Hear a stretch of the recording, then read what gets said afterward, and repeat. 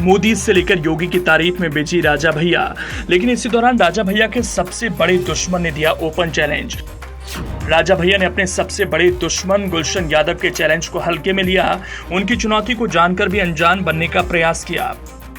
प्रतापगढ़ में चर्चा, गुलशन राजा भैया की राजनीति से करने वाले हैं बड़ा खेल, कुंडा के राजा को विरासत से बेदखल करने के लिए कर दिया बड़ा ऐलान।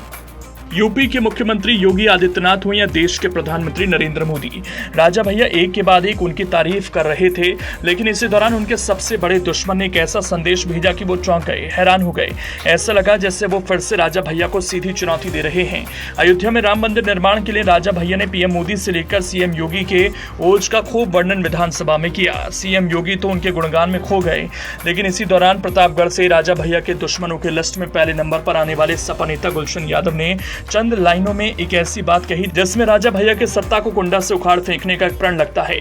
अब गुलशन यादव की इस चुनौती को लगता है राजा भैया ने सीरियसली नहीं लिया, तभी तो उन्होंने मौजूदा मोदी सरकार की एक और तारीफ को जिस अंदाज में की जिसके निशाने पर पुरानी सरकारें रहीं। राजा भैया बदलते सशक्त भारत की बुलंद तस्वीर दिखाने में लग गए। पुरानी सरकारों में ऐसा कुछ संभव हो पाता या नहीं, इस पर सवाल पूछ रहे हैं। एक तरह से राजा भैया ने गुलशन यादव की चुनौती को इग्नोर कर उन्हें चढ़ाने का प्रयास किया। गुलशन यादव और उनके भाई छविनाथ यादव की राजनीति को कम आंकने की कोशिश की, तो राजा भैया ने कैसे गुलशन यादव की राजनीति को इग्नोर किया, इसके बारे में आपको बताएं। उससे पहले जानिए गुलशन यादव ने राजा भैया को क्या चुनौती दी।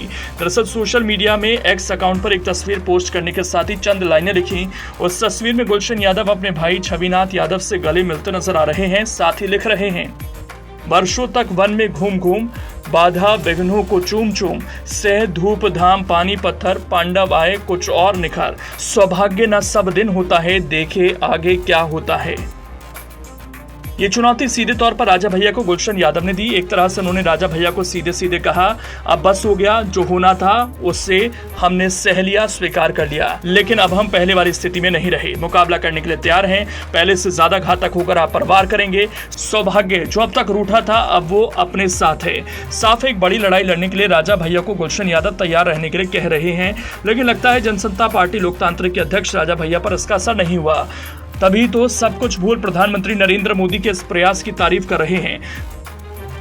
दरअसल कतर में फांसी की सजा पाए भारतीय नौसैनिक की रिहाई पर देश में जश्न का माहौल है। वहीं बीजेपी के तमाम नेता इस मामले को लेकर नरेंद्र मोदी सरकार की तारीफ कर रहे हैं। पीएम मोदी के नेतृत्व में इसे जीत के रूप में पेश किया जा रहा है। इस मामले में उत्तर प्रदेश के तमाम नेताओं ने मोदी सरकार की तारीफ की। वहीं जनसत्ता पार्टी लोकतांत्रिक ने भी इस मामले में मोदी सरकार की तारीफ में कसीदे गढ़े। उन्होंने इसे देश की सबसे बड़ी सामरिक और कूटनीतिक विजय के रूप में माना। प्रतापगढ़ के कुंडा से विधायक रघुराज प्रताप सिंह उर्फ राजा भैया ने सोशल मीडिया एक्स पर पोस्ट किया और लिखा, कतर में मृत्युदंड पाने वाले 8 भारतीयों की रिहाई और सुरक्षित घर वापसी भारत की बड़ी सामरिक और कूटनीतिक जीत है। बदले सशक्त भारत की बुलंद तस्वीर, पुरानी सरकारों में क्या ये संभव हो पाता। उनके इस बयान पर खूब चर्चा हो रही है। वहीं कतर से रिहाई के बाद नौसैनिक देश में पहुंच गए। कतर में मौत की सजा से रिहाई पाने वाले पूर्व भारतीय नौसैनिकों की रिहाई हो गई। इसे भारत की बड़ी कूटनीतिक जीत माना जा रहा है। कतर में मौत की सजा पाने वाले इन 8 भारतीयों को दोहा की एक कोर्ट ने रिहा कर दिया था। इन भारतीयों की रिहाई में भारतीय विदेश मंत्रालय ने अहम भूमिका निभाई थी। मौत की सजा को जेल की सजा से परिवर्तित करवाया। ये सैनिक दोहा मौजूद अल देहरा ग्लोबल टेक्नोलॉजी के साथ काम करते थे। ये कंपनी सशस्त्र बलों और सुरक्षा एजेंसियों को प्रशिक्षण और अन्य सेवाएं प्रदान करती है। पिछले साल 28 दिसंबर को कतर की एक अदालत ने इन्हें जासूसी के आरोप में मौत की सजा सुना दी थी।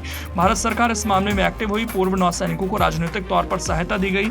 भारत की अपील के बाद मौत की सजा को 3 साल से लेकर 25 साल तक की जेल की सजा सुनाई गई। भारत की पैरवी और पीएम नरेंद्र मोदी के हस्तक्षेप के बाद इन सभी भारतीयों को रिहा कर दिया गया। अब भले ही विदेशी मामलों में ये जीत हासिल की है और इसी पर राजा भैया मोदी सरकार की तारीफ कर रहे हैं, पुरानी सरकारों से सवाल कर रहे हैं, लेकिन कुंडा समेत प्रतापगढ़ के लोगों के जहन में तो सवाल यही है, अखिलेश की गुलशन यादव की ओर से मिली चुनौती को राजा भैया गंभीरता से क्यों नहीं ले रहे?